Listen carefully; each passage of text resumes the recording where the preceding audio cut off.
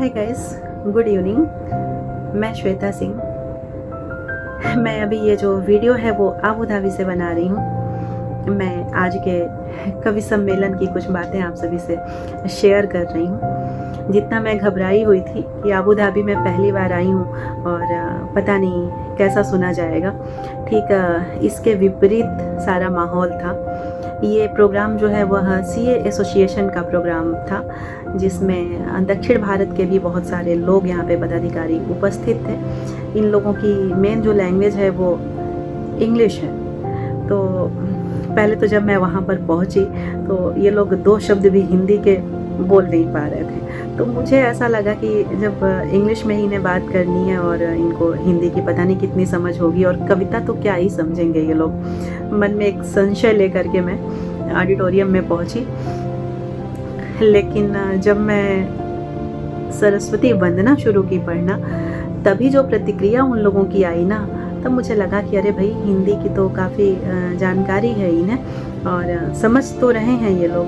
और उसके बाद जब मैं सरप्राइज़ रह गई जब मैं विशुद्ध मुक्तक हिंदी में पढ़ रही हूँ, तो ये लोग एक एक शब्दों को पकड़ करके जो तालियां बजा रहे थे ना, वाकई वो सरप्राइज़ होने वाली बात भी थी। क्योंकि जिन लोग बातचीत में बिल्कुल भी हिंदी यूज़ नहीं कर रहे हैं और हिंदी की उन्हें इतनी ज़्यादा नॉलेज है, तो निश्चित रूप से हम भारतीयों को गर्व करना चाहिए अपनी इस लैंग्वेज पे कि हिंदी अपनी भाषा है, हिंदी अपनी बोली है और हिंदी कविता को इतना मान सम्मान विदेशों में मिल रहा है।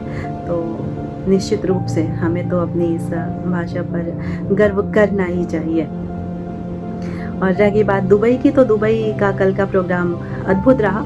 दुबई वैसे भी शेरो शायरी पसंद करता है। दुबई में पहले भी मुझे बढ़िया सुना गया था और इस बार भी उतना ही बढ़िया मन दिया। इन लोगों ने बहुत बढ़िया सुना। हाँ, दुबई की जो ऑडियंस थी, उन लोगों को जब पता चला कि मैं गोरखपुर से आई हूँ, तो ऑडियंस के बीच से ज़ोर ज़ोर से आवाज़ आ रही थी, बाबा की जय हो, गुरु गोरक्षनाथ की जय हो, योगी आदित्यनाथ की जय हो। तो मैं भी प्राउड फील कर रही थी कि गोरखपुर में मेरा जन्म हुआ है और बाहर विदेश में आकर के गोरखपुर की जय जयकार हो रही है। इसमें भी मुझे ऐसा लगता है कि कहीं ना कहीं इस में बहुत बड़ा रोल जो है वो योगी आदित्यनाथ जी का है। उनका जो काम है उससे लोग काफ़ी प्रभावित हैं बाहर भी। तो ये रहा मेरा दुबई और आबू धाबी का कवि सम्मेलन की कुछ बातें मैं शेयर करना चाहती थी आप सभी से, सो मैंने कर लिया। अब आ रहा है हिंदी दिवस 14 तारीख, तो अपना एक मुक्तक मैं आप सभी को सुना रही हूँ।